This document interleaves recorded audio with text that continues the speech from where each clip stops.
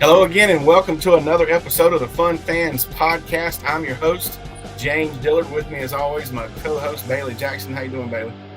I'm good. Just thankful for another week. Another day in paradise. We have a great show today. We have another podcaster with DaFanboys with us. We're going to introduce him in just a second. And we're going to really break down the season a little bit more than what we might normally do, especially the Notre Dame matchup. You'll find out why in just a second. We have two interviews on the show. They're going to be very awesome.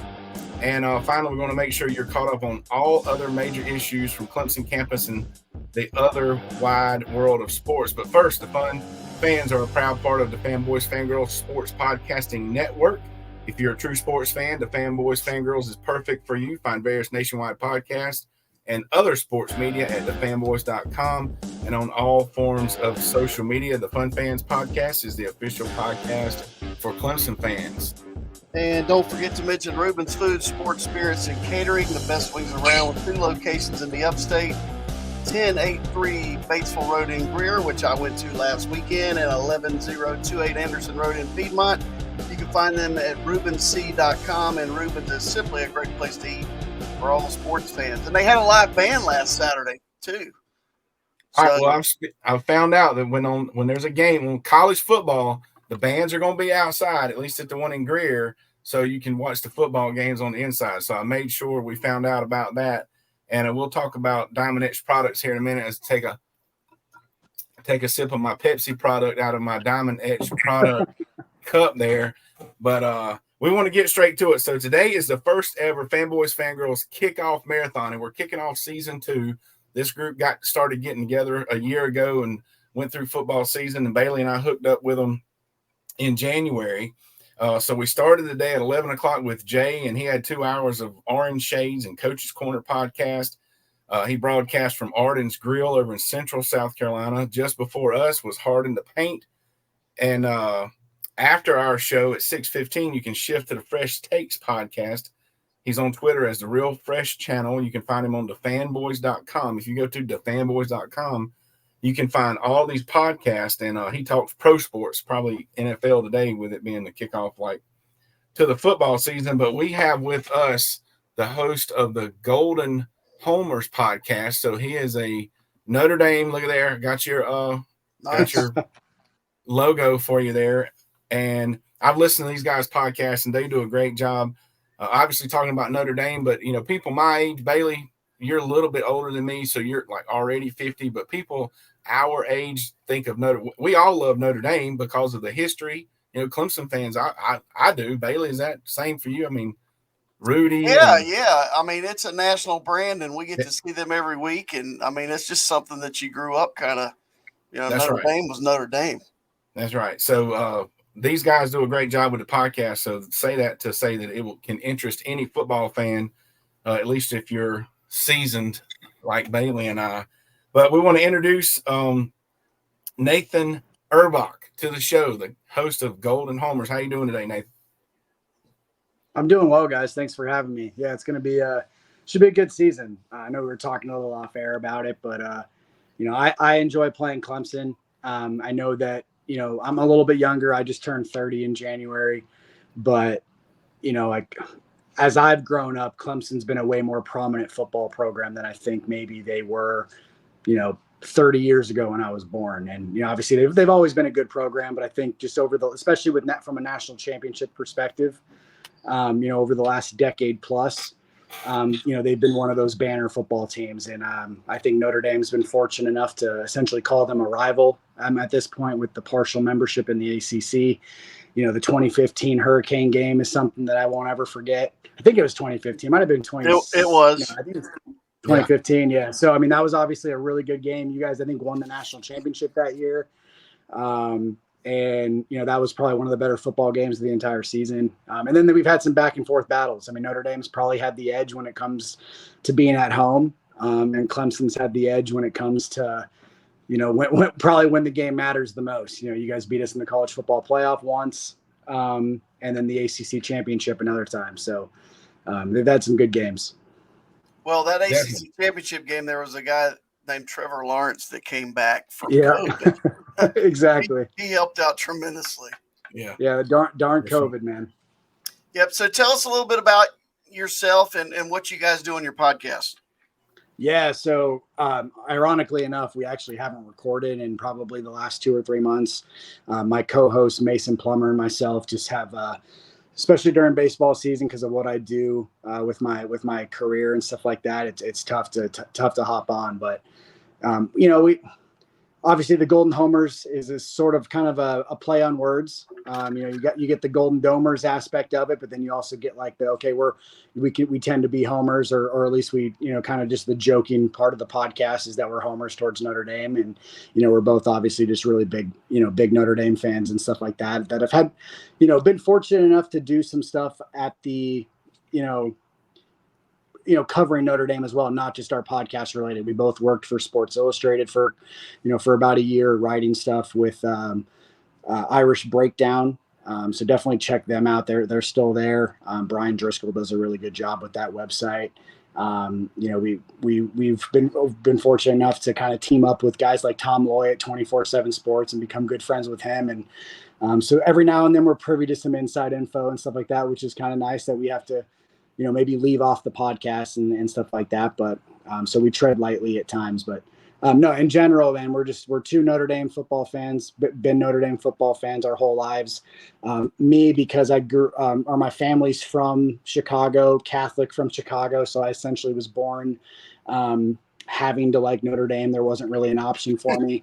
A lot of my Yeah, the good thing though is a lot of my family members did attend Notre Dame, so I don't really consider myself a quote unquote subway alum like some people are, and and I don't find that disrespectful. Regardless, I think that there's a national power to it, that maybe some programs aren't privy to. But and then in Mason's perspective, he actually grew up in South Bend, Indiana, essentially in Mishawaka, which is the county right outside of South Bend. So.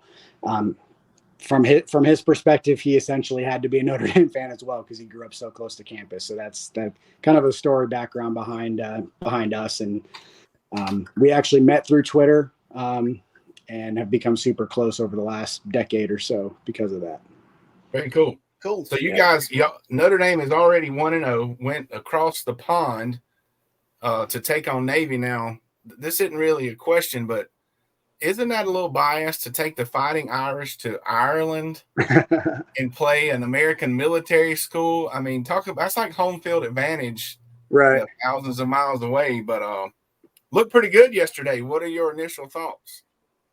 Yeah, it's actually the third time they've done it. 2012, ironically enough, when they went to the national championship game and got hammered by Alabama. That was the last time they did it. I forget when the other time was, but I think it was either the early 2000s or late 1990s. I forget exactly. So yeah, it's the third time they've gone across the pond, specifically in Dublin, Ireland, to play Navy. No, I think it's just it's a fun time. I mean, I'm glad they do it at the beginning of the season, partly because it's Navy and partly obviously because you're traveling overseas to do it. Because I'll be honest, as much as I love and respect Navy and the Naval Academy and everything that they do for our country, the Navy in general, I hate playing them middle of the year. And sometimes I hate playing them in general just because of the wrinkle that they bring, the way that they play. It's not always that Notre Dame struggles with Navy per se. I mean, as you see yesterday, they won 42-3. When you look at the majority of the scores against Navy over the last, 35, 40 years and longer than that, for the most part, they do handle Navy pretty easily from a score perspective. But I think there's some wear and tear that kind of leads, sometimes into other games. And they struggle the few weeks after Navy. So I think getting them out of the way early where they can kind of come unscathed with injuries. And then yesterday's perspective, they were able to get some backups in and play a lot of their depth as the game went on because they had a big lead. I think that's going to maybe help them throughout the season so they don't have to focus on them. And then obviously the game plan in general, having to game plan for the triple option, a couple weeks, before you play them and not have to, you don't have to do that, I guess, now the rest of the way, which is nice. Right. Yeah, I mean, that's probably the best case scenario is to play them first. Yeah, because both of us are former high school coaches, and we can tell you that anytime you had to go into a week to get ready for the triple option, there's a lot of assignment football, and sometimes kids don't learn that in 3 days of practice. So I was impressed. Sam Hartman, we're very familiar with him. I watched him throw 6 touchdown passes in person last year at Wake Forest against Clemson. He was a roommate with a kid that went to the school I work at. And he's a great guy, and his dad did 2 of my wife's back surgery, so got a little connection there. And he's like a super senior. He's like 6 years in. Yep. His first year was 2018 in the ACC. But hey, they look good. It's typical Notre Dame, man. They're big up front. They ran the football, and they only had 4 incompletions. So, good start. Yeah, it was good. Yeah, no, I mean, can't complain. Now, obviously, Notre Dame probably the last couple of years has had some quarterback issues, or at least maybe not having that quarterback that's going to get you over the top. And I think this year, regardless if they go to the playoff or not, this is the type of quarterback that you need to give you that opportunity. So if they don't make it this year, it's not going to be on the quarterback, I guess is what I'm really getting at. Yeah, I've seen him take some shots and pop right back solid. up. And he's a great guy. Everybody that I've talked to that has ever met him said he's who you want in your locker room. So good for him. He had a great career at Wake Forest for sure. So what do you know about Clemson this year? You have any outlook on the Tigers? Yeah, I mean, obviously, I think the first thing that comes to mind for me is the linebacker play. Barrett Carter and Jeremiah Trotter are 2 of the best in the country. I always say that Notre Dame's J.D. Bertrand would start on maybe every team in the entire country at linebacker besides Clemson. And a lot of that has to do with the fact that I know Clemson's linebackers a little bit more than some other programs. So it's a little bit hyperbole to say that, but I'm a huge J.D. Bertrand guy, and I don't think he would start for you guys. And I think that's a testament to what you guys have there. And then obviously Clemson always has dominant guys up front. I can't necessarily name all the guys that they have this year. I know you guys lost some guys to the draft this past season. But one of the things I always look forward to Clemson is the in the trenches, Notre Dame's offensive line versus Notre Dame's defensive line. And then, outside of that, I was kind of talking a little off air about this before you hopped on, Bailey, but I'm a huge fan of Cade Klubnik. I covered his recruitment a little bit before he actually had a Clemson offer, and into him having a Clemson offer. And I know last year, obviously, he played very sparingly in that Notre Dame game, and it wasn't really necessarily a fair shake for a kid like that as a true freshman in that environment and coming in when it's already sort of a weird game going on. But I think he is going to up your quarterback room pretty significantly. And, there might be some bumps and bruises along the way for you guys. I mean, that's going to happen when you have someone that is young, that doesn't have a whole lot of experience per se. But I think in the long run, I'm not going to sit here and say he's going to have a Deshaun Watson or Trevor Lawrence level career, because I think those are some tough accolades to follow. But I think he's going to be a damn good quarterback for you guys when it's all said and done. So, yeah, those are kind of my early impressions. And then at least from the Notre Dame Clemson perspective, I mean, playing on the road, it's going to be a tough game. I'm sorry. It's like Peter Woods. Remember that name as a defensive lineman, true freshman. Yeah, former 5-star kid, right? Yes, but I'll say this. Notre Dame up front, that's just, if I were a head football coach, I want an offensive line that looks like that. Yeah, without a doubt. That's what I want. To talk more specifically about the matchup. So we play, and we were talking about this earlier as well. It's November before we play. Each team is going to have 7 or 8 games between the time we meet each other. Where do we all think each team will be as far as record, let's say, when the matchup happens? I know Clemson has Florida State, NC State, a couple other conference games. Yeah. Notre Dame has Southern Cal, I believe, before us. Ohio State. Yep. Yeah. So both teams have to play at NC State. And I know NC State's not a national championship powerhouse and that kind of thing, but that is a ridiculously tough place to play. Yeah. And it's a place I'll never go back to again as a fan, because they are, I'll use the word passionate on here. Yeah, we'll say passionate. I won't say ugly. Did I say that? And honestly, I circled at Syracuse for Clemson. Always struggle at Syracuse for some reason. Understand it. So anyway. Yeah, I mean, outside of even just the Ohio State and USC games, which is obviously two top 10 opponents or preseason top 10 opponents right there. You mentioned at NC State. Notre Dame has to go at Duke, who I think has a good football program right now, at Louisville, who's kind of back on the rise a little bit as well. I'm not as nervous for the Louisville game. I'm not really concerned about playing in that environment, and I think Notre Dame's going to probably do well there. But I have a lot of respect for Mike Elko at Duke. He was the former Notre Dame defensive coordinator before going to Texas A&M, and then obviously now getting the job at Duke last year. And then, NC State, I know it's a different football team, but, they've kind of always had Sam Hartman's number. And I think that's something to maybe keep in mind. I'm sure he has some nightmares about some of his matchups against NC State, and hopefully those don't follow him to South Bend. But yeah, no, I mean, I keep saying it, at least from Notre Dame's perspective, you have the big three that everybody talks about, but I don't think this schedule is any sort of cupcake, even aside those three teams. So It's going to be a good one. So none of us are going to go out on a limb and say both teams will be undefeated when they meet. None of that stuff. I'll go as far to say that I'd be pretty surprised if Notre Dame is undefeated. It wouldn't surprise me if each team has a loss. I'm going to make a prediction. I think the winner of the Notre Dame Southern Cal game makes the playoffs. Win that game, the winner makes the playoffs. I'm just going to. There's only been one game on the field. Hadn't seen Southern Cal play this year. We're talking about that earlier as well. But with the way the schedules are, Notre Dame, if they win that game, I think they're setting themselves up for postseason. Well, they played yesterday too, I think. USC played yesterday too. Put up about 60. But hey, it's in November. Hopefully, it won't be 100 degrees like it is now. And no hurricanes. The great state of South Carolina, because it's brutal. I can't imagine going to a game yesterday here. It would have been miserable.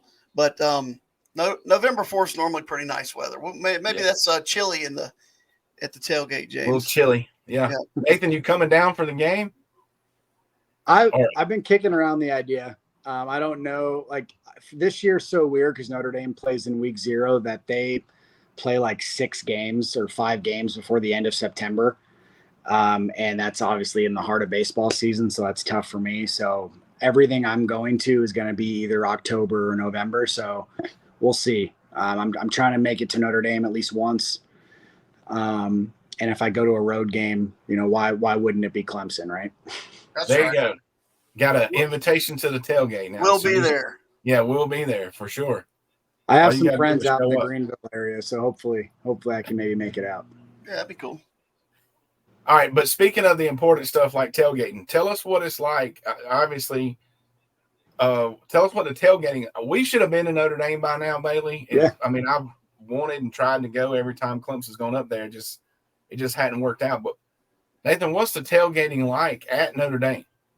Well, actually, it's funny you asked that because I was actually at the Notre Dame Clemson game last year. That was the one big game I got to go to in South Bend. And, it's weird, man. You guys maybe aren't included in this, but I think Notre Dame gets a lot of crap sometimes for being, like this high academic, non-party, like they don't have good looking girls, that kind of stuff type of school. And, from someone who has grown up going to a lot of Notre Dame games in South Bend and going to a lot of, big games like the Clemson one last year and different things like that. Those boys down there and those people up in South Bend, they know how to tailgate as good as anybody. The one thing I'll say is, and maybe this is a little biased, I think that they tend to be a little bit more welcoming. You're not gonna be walking if you're a Clemson fan and you have your own tailgate area. You're not going to be catching a lot of crap or anything like that from people. Every fan base has their guys and and fans that will do that, but for the most part, I think Notre Dame is very welcoming to the opposing fan base. But they know how to get down with their tailgates. I mean, there's not a spot that's going to be open. It's going to be a crazy crowd. They definitely know how to handle their tailgates for sure.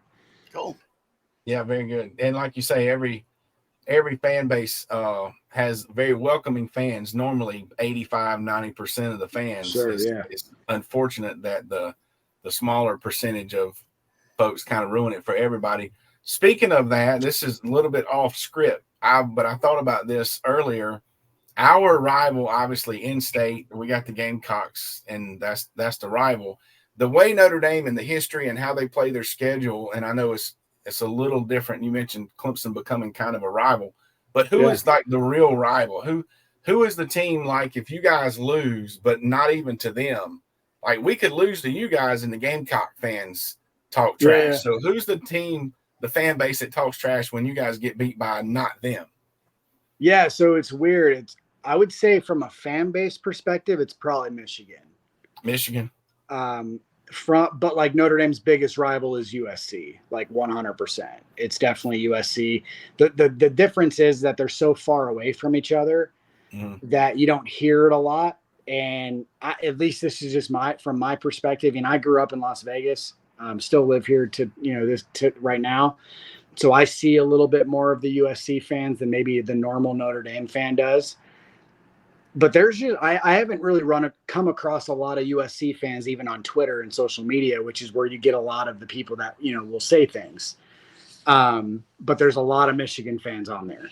And, obviously it's not as big as Michigan, Ohio State, but it's probably number 2, right, bare minimum from a fan base perspective. And, there's the Midwest rivalry there. They have a lot of recruiting battles against each other. And then obviously they played each other for 45, 50 plus years in a row. So I would say that's probably the one, specifically from a fan base to a fan base. When something goes wrong, when there's a recruiting battle lost, you're going to hear it both ways. When there's when Notre Dame lost to Marshall last year, you're going to hear it from the Michigan fans. Like it's, and then vice versa. When Michigan lost to Appalachian State a decade ago or whatever, Notre Dame fans were probably chirping in their ears, and they probably still do, honestly. So I would say that's the one for sure. I remember that. It must be a Big Ten thing, because we catch it from Ohio State. Like we have anything to do with Ohio State until the playoffs or something. So whatever. Well, the second most populous state for Ohio residents is South Carolina. This is true. I mean, they all move here. Yeah. The one thing I've noticed is that when Notre Dame tends to play some teams, so like they played Ohio State last year, now they play them this year. So ever since that game last year, and essentially this whole calendar year, I've heard more from Ohio State fans than I did the previous 10 years, because they just didn't play them. Right. So from a Notre Dame perspective, because they do tend to schedule just so many different teams, when they have a little bit of a couple year, run with a certain program, that tends to, kind of like when I mentioned with Clemson, we played you guys a lot over the last decade with the ACC affiliation and stuff like that. So, I've gotten to talk to a lot of Clemson fans that I didn't talk to with the previous decade prior to that. And I'm not saying it's been bad or good. It's just been noticeable, I guess, from my perspective. Very good. Well, we have one more question that we ask all of our guests, and especially, but you being such a young spring chicken, the answers should be very positive. Sure. Do you know how to do the gritty? I do not. Okay, so we're going to have to you come to the Clemson game. We're going to find some people to teach the three of us, which we're old, and I've had 2 back surgeries, but somebody's got to be able to grit. I can't do it. My 16-year-old son, he tries. I can't do it. I'm not doing it. No, I mean, I know what it looks like when someone does it. Like if someone's doing it, I can tell you what it is, but I couldn't do it myself. All right. We ask everybody that. Yeah. Fair enough. We had Ricky Sapp. He actually did the gritty for us on the show. So yeah, he was pretty good at it. Yeah, I don't think you're going to get that out of me, unfortunately. Well, Nathan, we appreciate it. Guys, go out and find the Golden Homers. Find him on Twitter and follow these guys. And when they do, I'm sure they'll be putting more podcasts out. When football season comes around, they do a great job talking and you can tell he's smart football. He's not just talking trash. He talks smart football, him and his co-hosts both. So check them out. Nathan, we appreciate you being on the show. Awesome. Appreciate you guys. Thanks for being here. Thank you. Good luck the rest of baseball season. Thank you. Hey, that was cool. Right, yeah, Hey, we didn't mention he works for the Oakland A's AAA affiliate in Las Vegas, and he scouts for the Blue Jays. Yeah, I mean, he knows what he's talking about, and like I say, it's a good listen for real.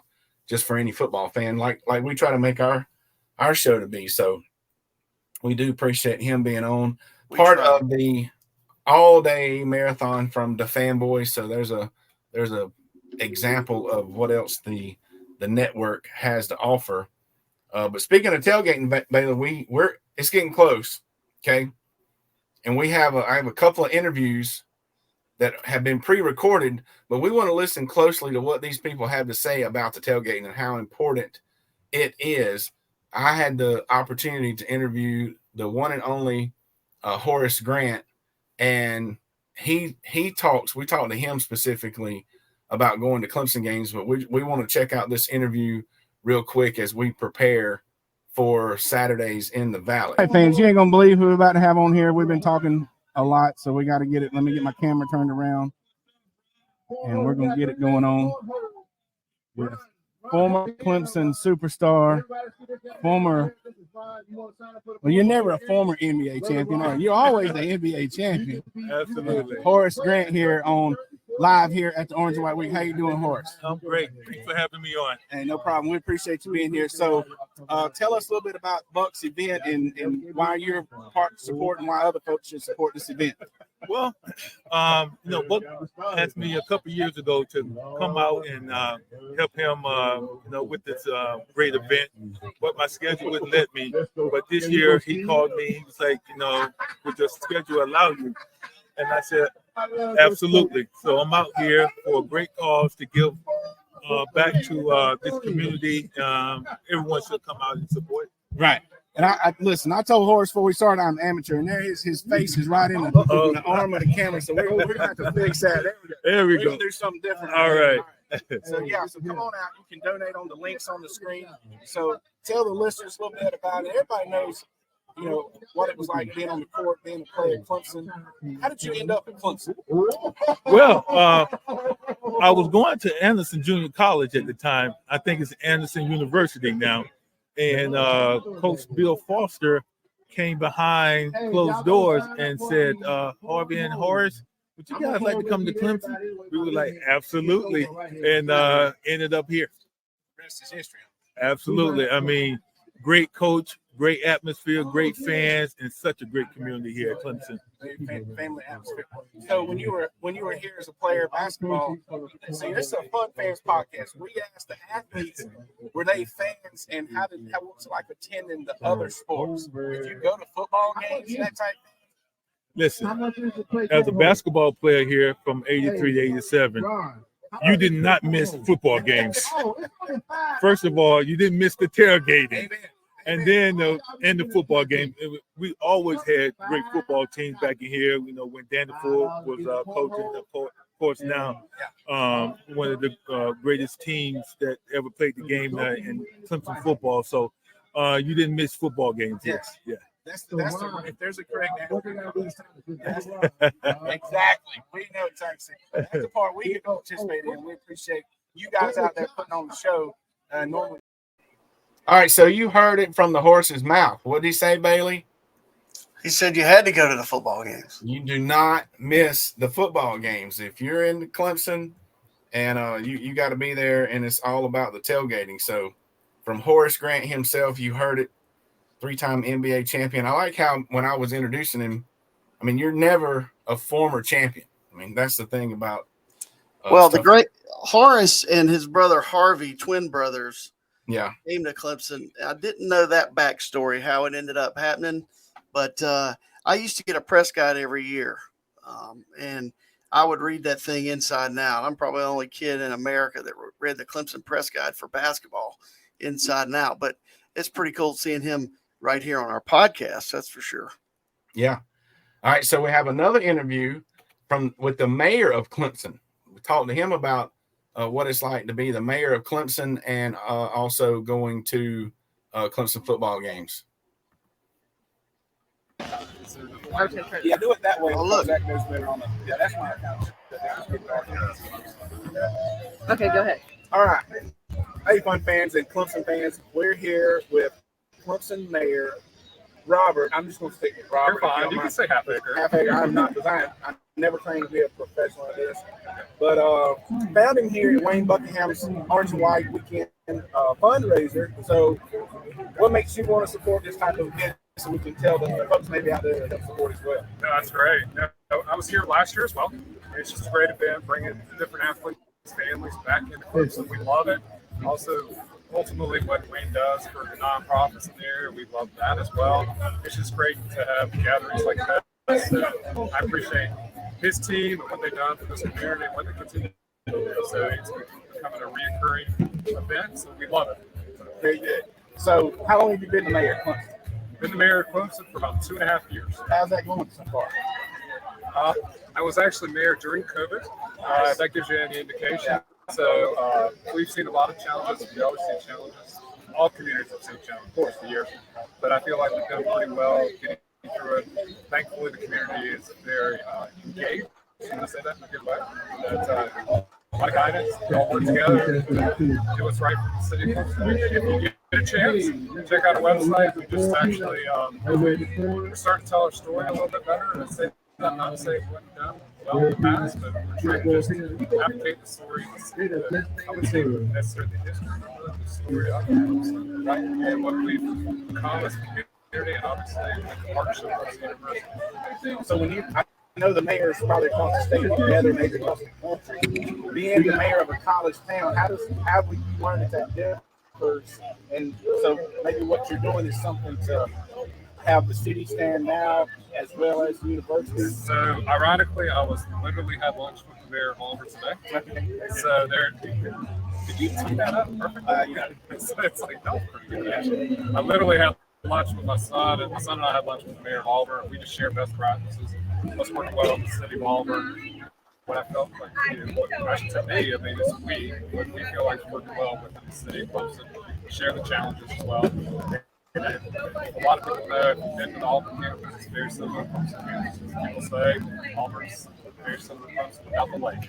So with that said, we do get a chance, and it's great value to have those conversations. Being the Fun Fans podcast, we always ask folks, what's game day like for you? So as the mayor of Clemson, this might be the most interesting. No, it's not. It's not. It's the most boring game. I always go to every football game. I'm always there for every game. We've been going since the late 70s. My dad had started getting tickets literally in the late 70s at the same season. But because we live so close to campus, that's why I'm saying we're not the most excited. We literally stay at our house and have friends over, tailgate, but then we walk and take a couple tailgates on the way to the game. So I'm not going to say I'm the most exciting, but my wife and I enjoy our being around the house throughout the day, and then probably 2 or 3 hours before game time, we start progressing towards the stadium and getting tailgates. It's always fun to be in the environment. You always welcome Well the said. fans, Well said. the Fun Fans tailgate. No, all right, I appreciate that. Mayor, I appreciate the interview. Thank you. Thank you. I hope that was what you feel. All right, so the mayor of Clemson and his game day, his typical game day. What? And any initial thoughts there, Bailey? No, I mean, I'm sure it's probably low stress because he's not in charge of anything on game day. He can hang out at his house and walk to the game. Isn't that what he said? That's what he said. So I'm thinking, I'm always trying to do it up, I guess. So, but I'm thinking the mayor of Clemson needs to step up his game. I mean, if it's game day and you're the mayor, and like you say, that might be the lowest stress day for him because the big event is something that he's not even in charge of. I'd have like some orange golf cart with mayor of Clemson on the side of it riding around. Well, he might during election year. But most of the people in town that day can't vote. This is correct. Yeah, that is true. So he's just another fan. He's another fan on game day. Yeah, I'd be here's the key to the city. Oh, no, here's the key to the he literally has the key to the city. Right. So anyway, I was just thinking I'd probably step it up a little bit, but I'm sure he has a great time. I wonder where his friends come from that come over to his house and I don't know, wherever in Probably has a lot of friends now that he is the mayor of Clemson and lives right there and can walk to the stadium. Yeah. Suddenly he has a huge tailgate. So, right. All right. Well, speaking of Clemson, what is going on campus? This week was a big week. The kids started class. Bailey, you remember class? I do. So we got some kids over there. I'm gonna keep saying we, even though mine have technically graduated. I got nephews and friends with kids over there. So did you talk to Katie? She go to class? Yeah, she went to class. I bought some books this week. She came home yesterday and picked up some stuff, and she's back. She had to go back and I think cheer at either soccer or volleyball today. I can't remember. Gotcha. Well, I'm having to check on my nephew. I talked to my brother Jason yesterday and asked about his son, and he said I ain't talked to him. So I'm gonna have to text my nephew and check on him and make sure he went to class, make sure he's doing all right, I guess. But kids, go to class and don't miss the first Friday parade as well. That's coming up. That's the Friday before the first home game, right? Yes, that's the 8th. All right, so don't miss that one. Anything else, speaking of cheer or Katie, or anything else from campus news, Bailey? No, just ready to rock and roll here. We are ready. I'm going to 2 Clemson games in 5 days next week. All right. Duke, you're going to Duke. We are. You riding up there Monday? You going early or anything? Yeah, my first cousin actually lives in that area. We'll stay there Monday night. So get some. We'll have some footage, folks, on the podcast. Remember, that week we're going to start a Wednesday podcast. So 2 days after Labor Day. It may be a very brief podcast, but we'll have some footage, hopefully, from the tailgating at Duke. I will have a complete assessment of the Duke tailgate scene. There you go. We have a parking place in some parking lot over there. So anyway. And the cheerleaders, of course, the Clemson cheerleaders is with his daughter. So that'll be awesome. And then, so you're talking about, that'll be 4 days later, we'll be in Clemson for the first home game. Correct. Very good. So, and I have you talking about doing it up. I've got way weird plans for the tailgate. It's going to be, we got the same spot. So fun fans, everybody's invited. Nathan, everybody we've already ever had on here before, anybody that listens, come down Centennial Avenue, look for the Fun Fans banner hanging off of the tent, and you're welcome to stop by. So we normally talk about other sports going on, but, once college football season starts, there's really no other sports to me, but I know some folks are baseball. What else is going on in the wider world of sports? Look, the Tour Championship had a rain delay, so they're on hole 13 right now, so there's nothing to report there. The O's are still in first place, but there are other sports. I told Whit the other day, do you realize that between September and October, we have now the baseball playoffs, college football, professional football, and in October, the Hornets start playing again. Yeah. It's a great time of the year. I love all sports, but I obviously I don't keep up with most other sports other than Clemson football like you do with some stuff. But I love postseason anything. I like postseason, which I keep up with the Bruins in the wintertime. But I'll be honest with you. If my team's not in it, Well, see, I had to pick a team. But I can get into the postseason like baseball. I'm not big on baseball, but I enjoy watching the playoffs and the World Series because, those when the games matter. You're going to have to pull for those this year. I will definitely pull. I'm pulling. Without a doubt. I'm an O's fan for sure. All right. So speaking of the college football, though, and the games between now, we will come back Sunday. We're doing it Sunday and Wednesday, but the Wednesday's not until after Labor Day, so not this Wednesday. We got Thursday night, Utah versus Florida. Any other games stand out? You got that one should be fun to watch, in my opinion. The two Carolinas play in Charlotte, don't they? The Carolina Bowl in Charlotte, the Gamecocks versus. I think there's going to be a lot of points and a lot of yards, and I think the two quarterbacks they're going to shoot it out. In my opinion, that's my prediction. It might be one of those whoever has the ball last wins the games. So that one should be fun to watch as well. LSU Florida State Sunday. Now that one, we will have our podcast before that one starts. So we're going to find out how good LSU is and Florida State is pretty quick. Yeah. That'll be a game where it's like Nathan was talking about playing Navy.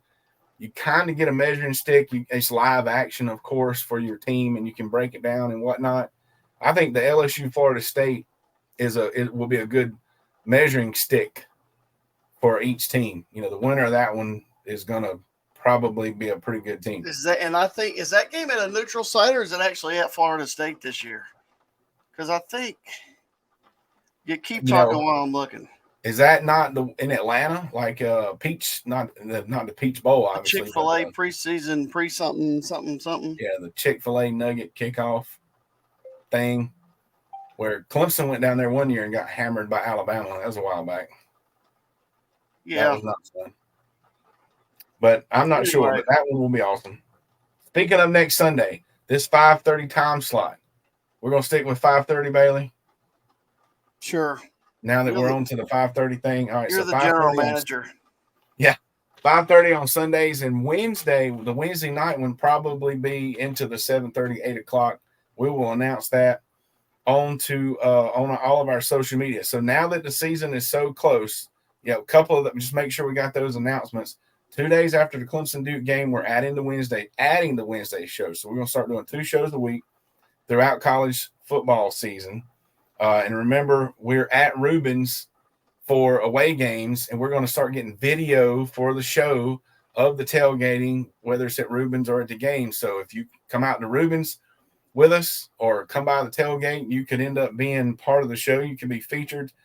So look for that. Just look for the Fun Fans banner, like I said, on Centennial Extension. Or you could look for we'll be drinking Pepsi products, I guess, out of Diamond Etch products that we've received. Yeah. They've mastered a diamond laser engraving process, and they can put almost any design on items such as license plates, yard signs, tumblers, water bottles, and more. For a high-quality, forever lasting, custom-engraved product, check out Diamond Etch products at diamondetchproducts.com, and they are an officially licensed partner with Clemson University, so you can get your stuff. And if you need something, you email Jaylin, Jaylin, at diamondetchproducts.com. Click through this stuff, and I'm like, that stuff is so cool, and it looks so sharp. You got to see it in real life. So just reach out to Jaylin or reach out to us, and we can hook you up with some products. So coming up next with the Fanboys at 6:15, so just a couple minutes away, is a Fresh Take. Find the Real Fresh channel or go to DaFanboys.com to find that. Brad Harvey is going to be wrapping this all up tonight, starting I think at 7 with his college sportscast show. Brad does a lot of stuff and does a good job. And once again, we appreciate Nathan joining us and looking forward to that Notre Dame. I'm looking forward to that weather. November weather could not come soon enough. That was the best thing about that playing in Ireland. It was 58 degrees at kickoff. It's been way too hot around here recently. We're encouraging all the college students to go to class. That's step 1, kids. Please do that. And we're ready. We're really close now. The season is almost here. But thanks again for checking us out each and every week. Don't forget to click subscribe on our Fun Fans Podcast YouTube channel, as well as your favorite podcast platform. Follow us on all social media and share. Please, links mentioned or archived shows can be found at DaFanboys.com. On behalf of the Fun Fans Podcast, Jay Thriller Entertainment, the Fanboys Fangirls Podcast Network, and Bailey Jackson. Go Tigers. Thanks for listening, and go Tigers.